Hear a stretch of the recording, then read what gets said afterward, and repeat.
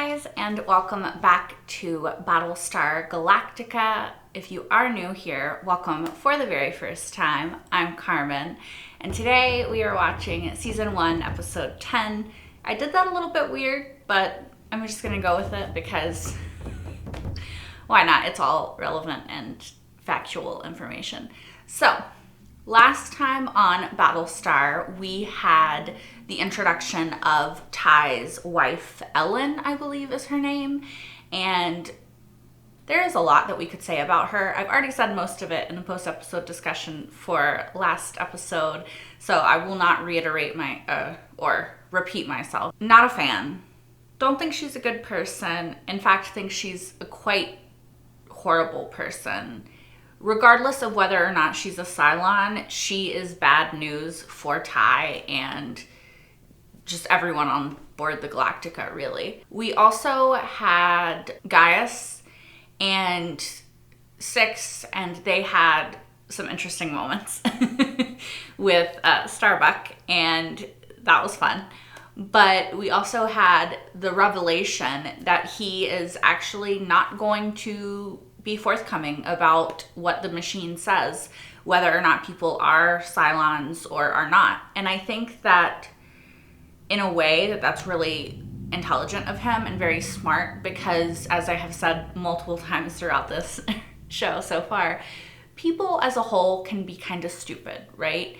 And I think that there's also the added layer that we know about, and I think Gaius kind of knows about now because of his interaction with Boomer, and that is that there can be Cylons who are completely unaware of the fact that they're Cylons. And then we also know that there can be Cylons who are aware of the fact that they're Cylons and still rebel against the Cylons, as Caprica Boomer has shown us. So there's many facets to the Cylons, and I'm really excited and interested to see more of them. So let's press play on this episode and do just that.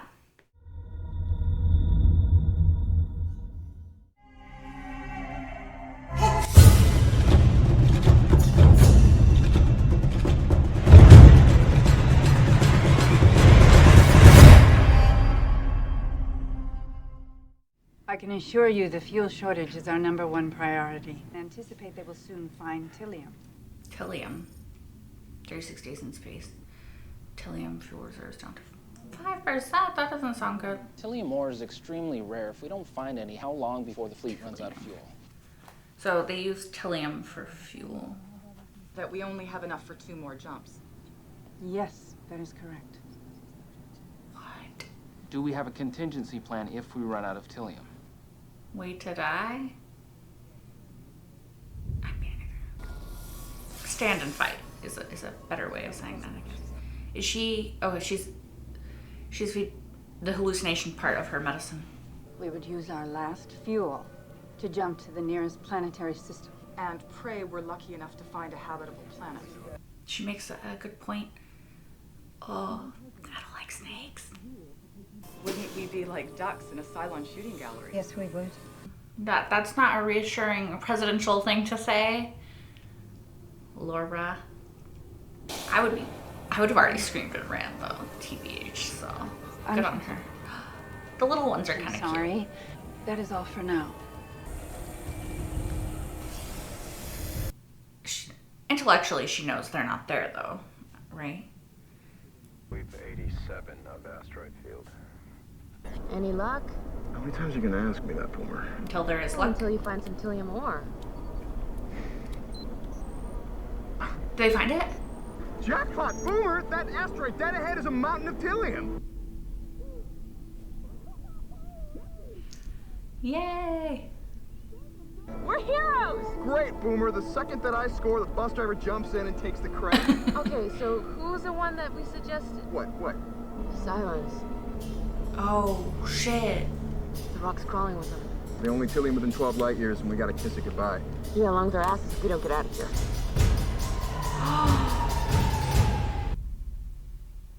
They have like built a whole civilization on there. I mean, probably not like an entire civilization, but like Maybe. That was crazy. They're like, this is our frickin' Tillium war, and you can fuck right off. Is Tillium a real thing? Am I an idiot for asking that question? Because I don't know. If you watch this long enough, you guys will realize I'm not that smart. Okay, they're gonna do the thing. Okay. You know, I kind of appreciate that they do that so that I can have time to like look away and actually write a note without missing anything. Figures the Cylons would be sitting on the only source of fuel within our reach, with enough Tillium to last us a couple years. Oh, damn. This must be some kind of conveyor belt. A refinery this far from their home world? Why not? They need fuel as much as we do. That's true. Forget this asteroid, find another source. You can bet your ass the Cylons will be guarding that one too. Find a source they haven't reached yet. And use up all our fuel doing We it. take the Tillium from the Cylons. Excuse me? We know where they are. They don't know where we are. Okay, I mean, I guess Catch that's them with fair. their pants down. If we fail. End of game. So we don't fail. Either way, kind of end of game, right? You'll be pulling maybe 7 Gs, but to catch you, the bastard's gonna have to pile on 40 to Pray. 60. Its guidance system can't tension on deck? As you were. Got a job for you. Oh. He wants her to find the Cylon ship. That you're planning an op. The Dom and Colonel Ty are working on the plan now, and I need some serious out-of-the-box thinking. Out of the box is where I live. I'm cool, rogue. I like her, but it's just funny the cheesiness of that line. So what have you seen? It started out as dreams of the Cylon that we had executed. The images were Prescient? Vivid. and now I am Sorry, keep going. seeing things while I'm awake. What kind of things? Snakes. How many? Is that About a important? dozen. Can she interpret these dreams? 3,600 years ago, Pythia wrote about the exile and the rebirth of the human race, and the Lords anointed a leader to guide the caravan of the heavens to their new homeland. And unto the leader they gave a vision of serpents. What?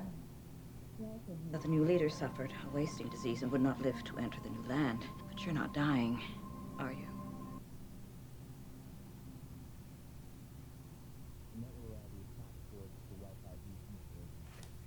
What?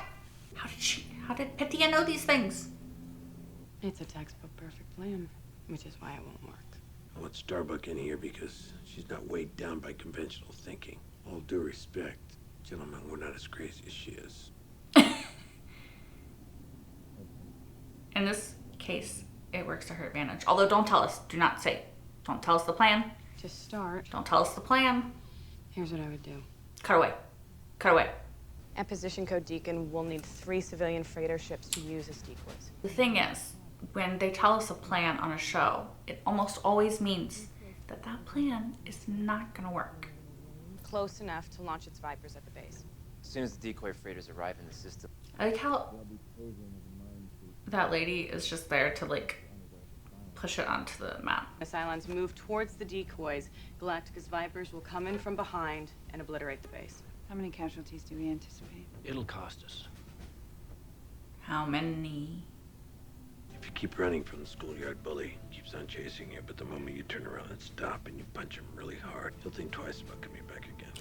Or he will attack you 10 times harder. Sometimes you have to roll the hard 6. Operation starts in 48 hours. We need to destroy their military facilities. Without harming the Tillium or under the surface. A nuke would destroy the Cylons. But also the the radiation Tillium. would render the ore inert.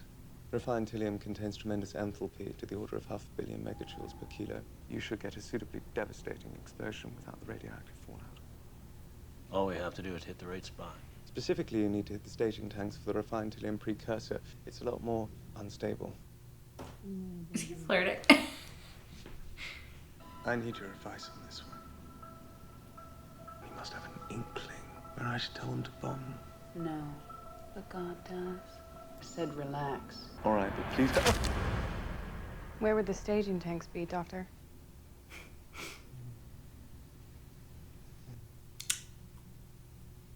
Is he gonna guess? There. right there. He's fully guessing. That was a guess, right? He has no idea. Well done. Forceful, so decisive. But He didn't speak to me. he guessed. God didn't speak to me. He picked that spot at random. He doesn't always speak in words. So the fate of the entire human race depends upon my wild guess. I'm gonna say yes.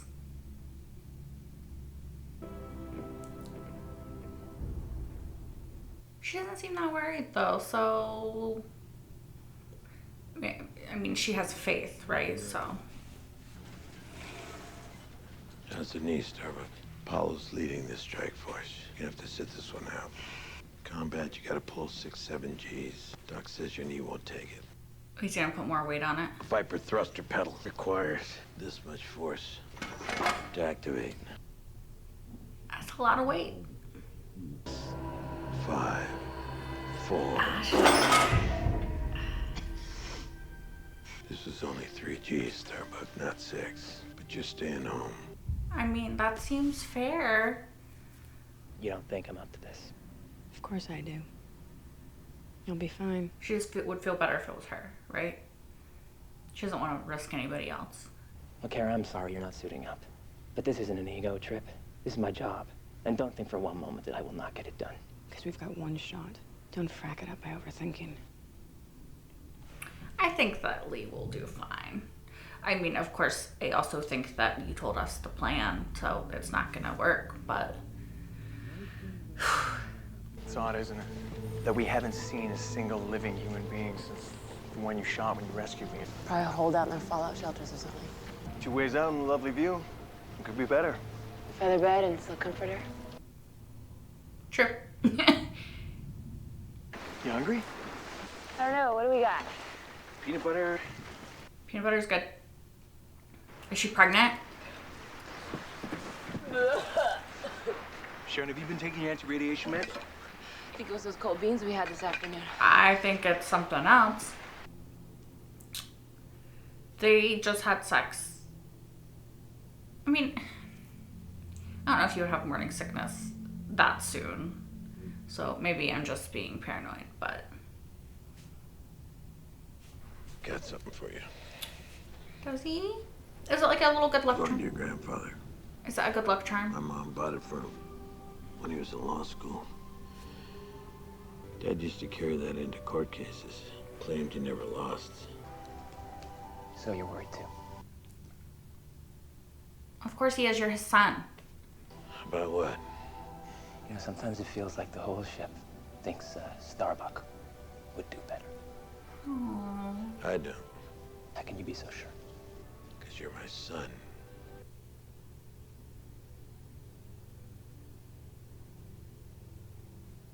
That's cute. I'm not gonna cry. It's getting me a little bit emotional, but...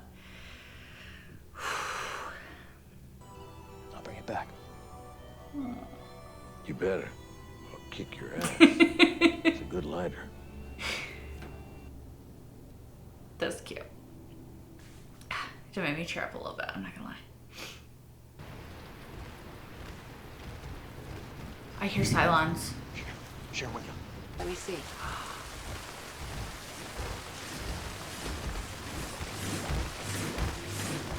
Wait a minute, I saw her on my lap.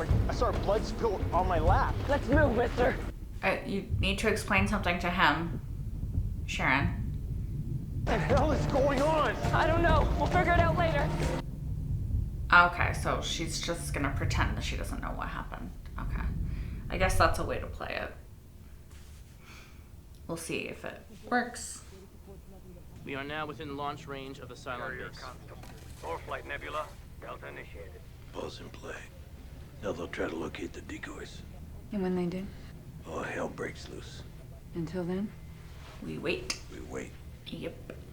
Like, I mean, obviously their plan is going to work to some extent, because otherwise the show wouldn't continue to exist if they just get annihilated by the Cylons. But I don't think it's going to go fully according to plan, because they told us the plan. Okay, there's 1, 2, 3, 4, 5, 6, 7. Took the bait. Launch strike force. What if they have more than just 7 raiders, though? How hard did they bite? They've launched most of their fighter force. Okay. So 7 isn't all, it's just most. Give him hell, sir. There's Hot Dog. Our attack force is away. I had to go through the same transition. When you're in the cockpit, you're in control. It's hard to give it up. It would just be a lot easier if I was flying with them. All you can do now is wait and hope you didn't make any mistakes. I never wanted this kind of responsibility. The Cylons never asked us what we wanted. Welcome to the big leagues. I can understand. It's like a control thing. Like, you feel better when you're the one doing it, because then all of the risk is also on you. Alley 50 plus on an intercept course. Repeat, 50 plus inbound. What's that mean? It means that a Cylon patrol spotted our attack force. The base sent out 50 more raiders to intercept. 50 more? That means we're outnumbered now, 5 to 1. Weren't the decoys supposed to take care of that? Cylons are too smart for that. The plan is... Do they even have enough weaponry for all of these Cylon raiders? Oh. Heavily engaged. Mission outcome doubtful. This sounds fracking awful. They're getting cut to pieces out there. But what choice do... They can't leave now. They don't have enough fuel to keep jumping. Abort Strike 1. Strike 1 Galactica, return to base. Cylon strike force is turning away from Beacon and inbound Galactica. Does that mean the first wave of raiders is ignoring the decoys and is coming after us? That's exactly what it means. Yeah. Headed straight for Galactica. Right? So when are we going to launch the reserve Vipers to defend Galactica? There are no reserve Vipers. Now we play for all the marbles. Starbuck, it's your plan. Okay, so she had a secret plan. The secret plan that they talked about, that they didn't tell us about. Inform Apollo the back door is open. Hi, Lieutenant. Okay, no, it's that other plan that we do know about. Okay.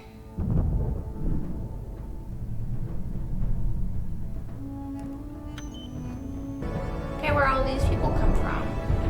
I mean, I know Apollo, but... Why didn't you tell me we had another attack force hidden in the freighters? It's my decision. I routinely restrict tactical details to those who need to know.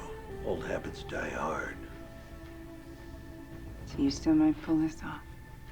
She's, like, respectful of that, but that's part of the plan they didn't tell us, I don't think, unless I just didn't hear it, which is good. I mean, we know where they're going, but I have faith in you, Lee. You're one of my faves. Incoming! Incoming! Okay, that's fine. Chuckles! Oh no! Oh, Chuckles spotted! He's going down! We gotta get out of this flak. Let's get down below the deck, down where the target is. Guys, maybe you know something. Maybe you can figure something out. Like, you're I've got an idea. smart. I'm gonna take a closer look.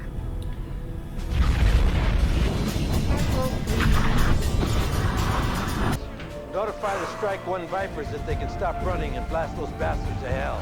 Engaging Cylon fighters. Target acquired. Load and lock.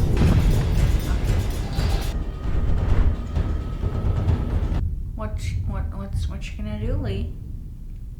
The conveyor tunnel's clear. I'm going through it. You're out of your freaking mind, Apollo! He looks worried. He looks worried. That makes me worried.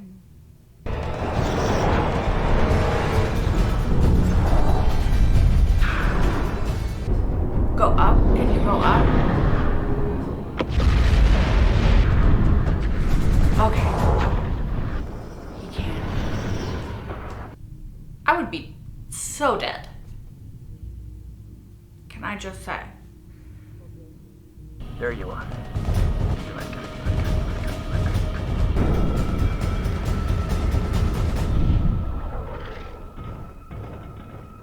Is it gonna blow? Okay, thank God. Guys. That was a lucky ass guess. Mission accomplished.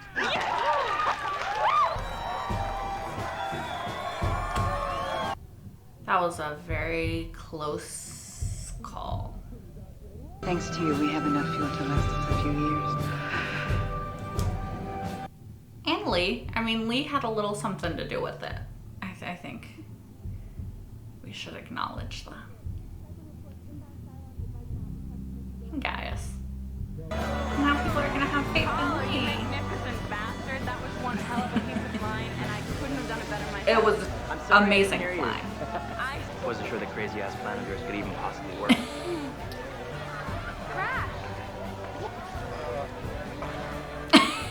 The girl that has a crush on him.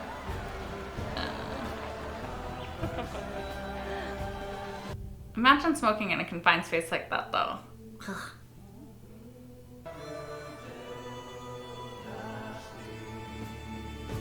He brought it back. That's cute. Oh, guys. Have you read the Pythian prophecy, guys? All of this has happened before. All of this will happen again. Everyone knows that verse. Oh. What are you getting at? There's a later verse, Gaius. Though the outcome favored the few, it led to a confrontation at the home of the gods. You are part of God's plan, Gaius. You did well. You gave yourself over to him. But they had to destroy this base, or else they wouldn't have been able to keep going, right? There's really no other logical explanation for it. Does he think he's God? I am an instrument of God. Oh, okay. Okay, well, that's interesting. She got what she wanted, right? He thinks he's an instrument of God. I can't tell because it doesn't just come up on Google search whether Tilium is real. It links to like articles and like Reddits and stuff regarding Battlestar Galactica, but I don't want to click them because I don't want to get any spoilers. So maybe you guys can just let me know in the comments below if Tilium is actually a real thing or if it is a Battlestar Galactica made up sort of ore. It's not really relevant. I'm just curious because I've not heard of it before, but I don't claim to be the smartest person in a room. I mean, I'm the smartest person in this room because I'm the only person in this room. Okay, so there's kind of a lot in this episode, especially if we're talking about lore and just the universe that Battlestar Galactica occupies. So there is a person, Pythia, who 3,600 years ago wrote something. I'm not exactly sure, like a prophecy, I suppose you could say. And in the prophecy, she said that, I don't remember word for word, but something about the savior and that would lead them to, sorry, hold on a second, you guys. I'm gonna go re-listen to that because I don't remember it fully and I feel like it could be important. Okay, you guys, so I have gone back and rewatched the scene so I can accurately commentate on what was occurring.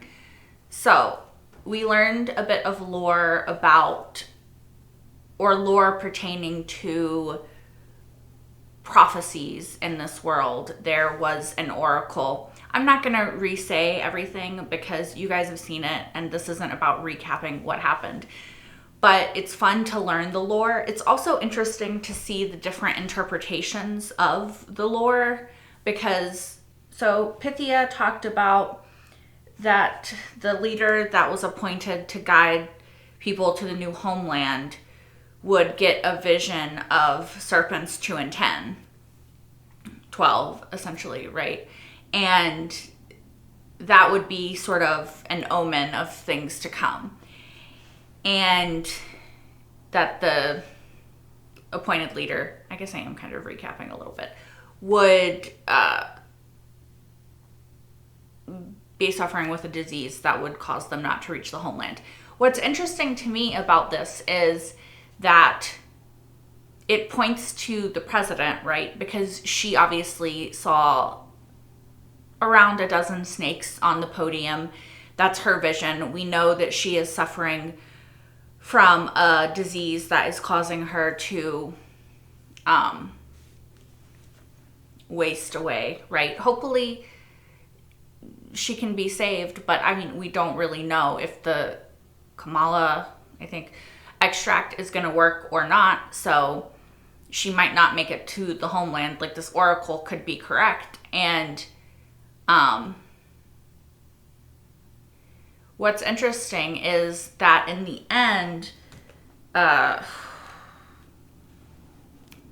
6 compared the Vipers, or alluded to the Vipers being the snakes of 2 and 10, because I guess there must be 12 of the Vipers, and sort of to Gaius being the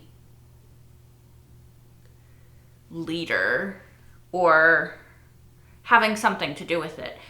And to me, it's just really interesting because I think that it's sort of playing on this idea that there are so many different interpretations of religious texts.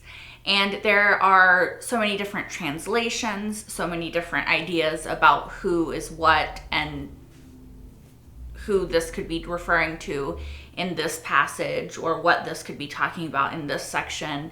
And I think that this episode showing us sort of 2 different interpretations of the vision of snakes and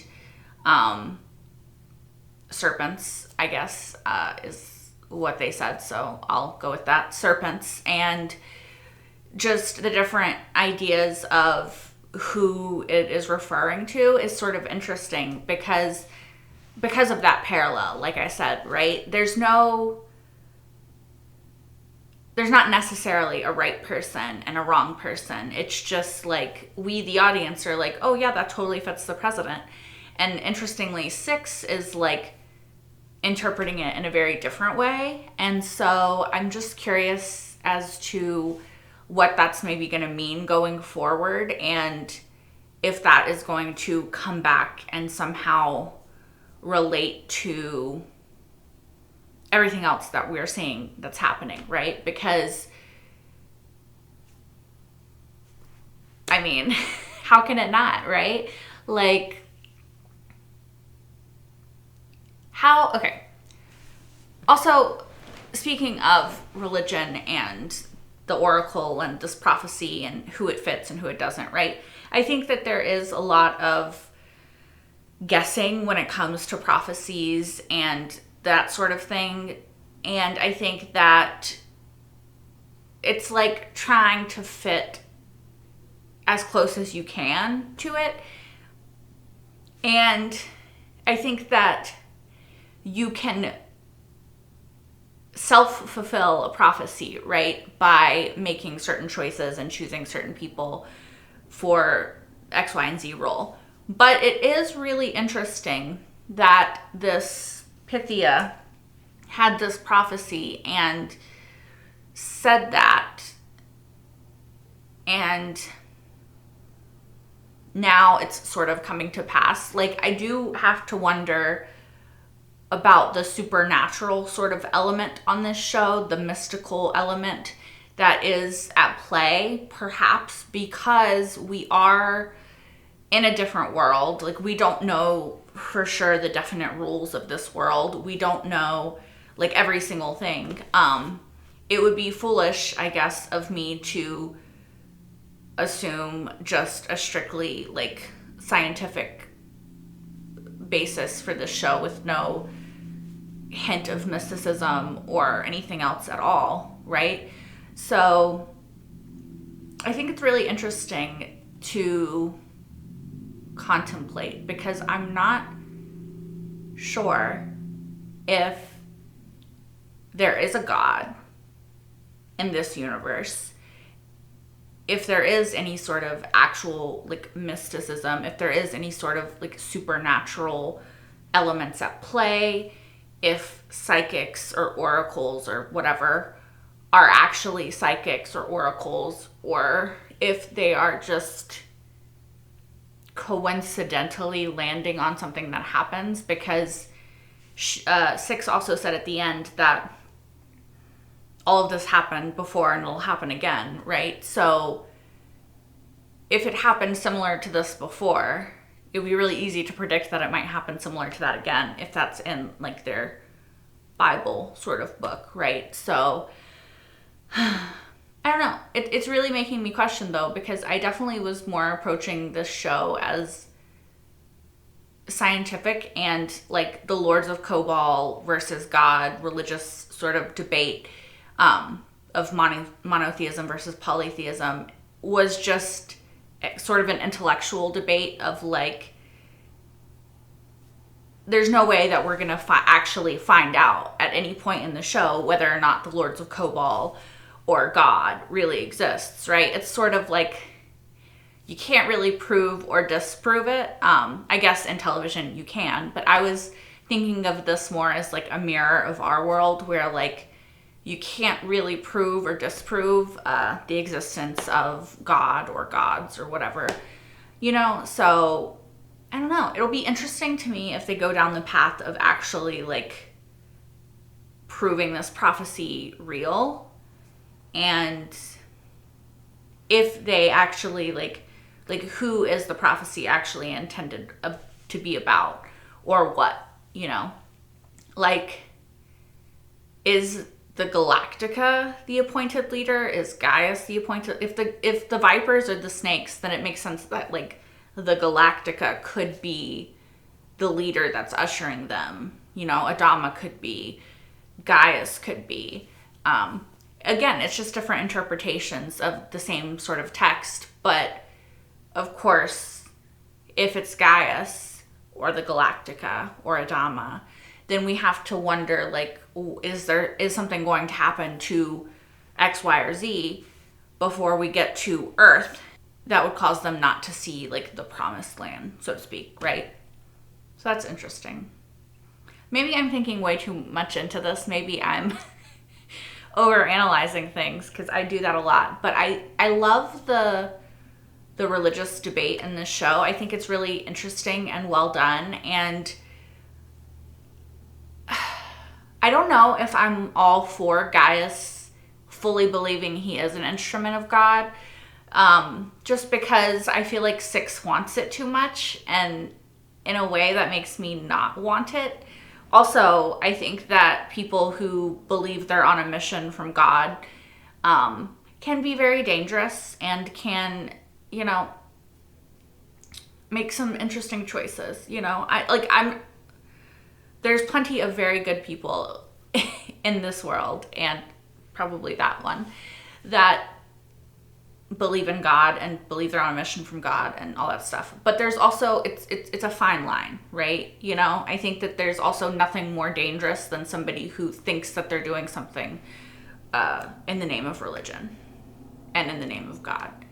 You know, I'm not going to go into that too much, but I think that there's definitely a fine line of balance. Anyway, to move on from that section, I really liked the moments with Adama and Lee in this episode.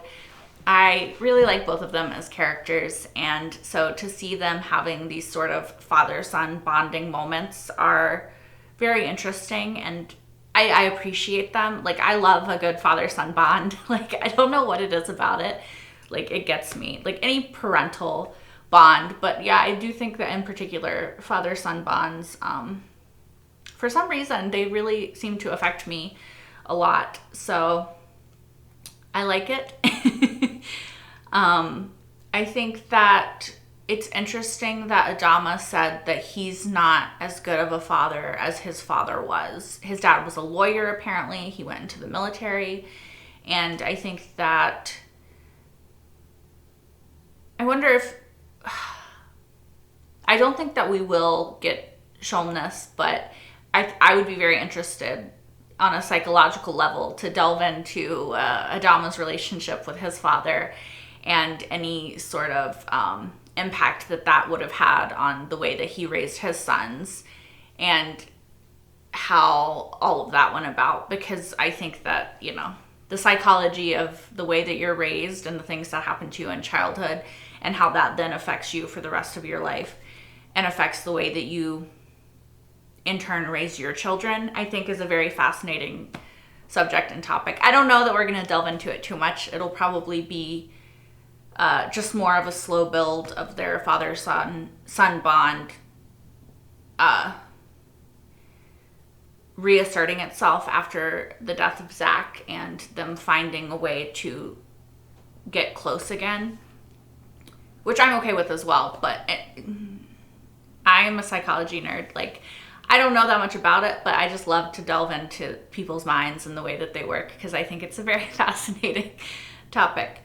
Yeah, I do think it's interesting that when he said that he was not as good of a father as his father, that Lee did not comment. So, you know, that could be telling about his interpretation of the kind of father his dad was. I think that it's also hard to be a military man and hard to be a military man who raises children and be open and vulnerable and emotional, just because you've seen so much shit, and, you know, you're going to want to naturally protect your kids from that.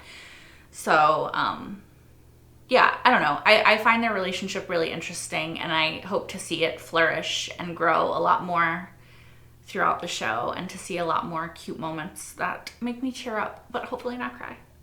Although if they make me cry, that's fine too, honestly. Like, I'm okay with it. I also was really interested in the sort of back and forth between Starbuck and Lee, and Starbuck and Adama, and the whole control issue, right? I think that at first I was a little bit confused as to why Starbuck didn't believe in Lee and that he could do it. But when Adama talked about, like, lack of control, I feel like that's kind of what I thought, and they sort of reaffirmed it. At least I think that's what I thought. I can't remember way back to the beginning of the episode. But yeah, it makes sense, because I think that when you're used to doing things yourself and you are used to taking on that sort of mantle of like, I have complete control because I'm the one making the decisions, and anything bad that goes wrong, it's all on me. Anything good that goes, you know, right, like, that's on me too. But I think it's more about, like, not wanting to put someone else at risk, right? Like, she's like, I could do this, which right now she can't because of her knee. But I think that, like, mentally she's like, I don't want to put you at risk when I could do this. But yeah, it's I think it's a little insight into her personality and her control issues, which is fair. A lot of people have control issues. And I don't know. I liked to get that little moment of insight, because I mean, I think it just reaffirms Starbuck's character. And I like that Lee was also unsure of himself, because he hasn't always been the one that's been in danger. I don't think, like, by choice. I think that he is the son of somebody in the military, and he is a military man himself, right? So he takes orders, you know, and he's used to doing, like, what is expected of him, but he's not, like, necessarily gonna, like, go rogue like Starbuck would. And so I think that he was worried that his lack of fast thinking would hurt them, which he thought pretty fast. He drove really fast, or I don't know if it's called driving when you're on a plane, but he maneuvered very quickly and very well, and I could not have done it. I would have been so dead. Like, humanity would have just died. I mean, to be fair, humanity probably would have died a long time ago if I was in charge, because, like, I'm not the type of person that could sit there and make decisions that would affect, you know, everybody else's lives. Like, that's so far beyond my pay grade and my ability level, you know, just because that's just not who I am. And, like, applause to the people that can make those choices. Like, it's not me. It's not for me. That's why I've never gone into anything that would require that of me. I'm actually quite sick today. I have, like, a little stomach virus thing, and I'm feeling quite not good now. Anyway, I'm almost done talking though, so everything's fine. Don't worry about me. By the time you see this, I'll probably be all fine and good. But Anyway, speaking of stomachs hurting and feeling sick, that is the last thing that I wanted to talk about is Boomer throwing up. In particular, throwing up after she smelled the peanut butter, which, like, to me is like, is she pregnant?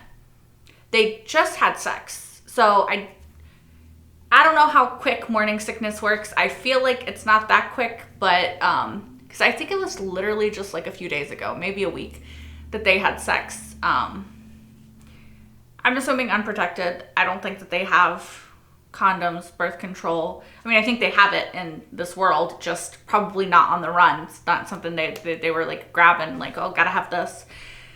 So, excuse me, worried about that. Like I said, I don't know if morning sickness happens that quickly, but it's definitely something that I'm like, is this supposed to be a signal of that? Would be interesting. Also, I like how her response to the whole, like, wait, I saw her die. Like, her blood spilled on my lap. Questioning by Hilo was just like, oh, yeah, I don't know what happened. Let's keep going and we'll figure it out at some point. You know, like, she's just going to play, like, confused and dumb and, like, she doesn't understand, like, oh, I think she's probably going to be like, oh, there must be more. Like, they must be able to make more and, like, look the same. That's probably what she's going to say. I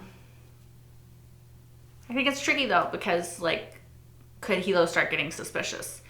Because you are the only two humans that are walking around anywhere. And, like, how? I don't know. Anyway, thank you guys so much for watching. I'm going to stop rambling at you now. Hopefully some of that made any form of coherent sense. Really not sure. I feel like, I'm just a little off today, so I don't know. I hope to see you guys next time. As always, if you want, please like, comment, and subscribe if you aren't already. You can watch the next episode right now over on Patreon, which is linked in the description below, as well as my entire full-length reaction to this episode and every episode thus far, including the mini-series of Battlestar Galactica. I'm gonna go lay down, probably. I hope to see you guys next week for more Battlestar. Until then, bye guys.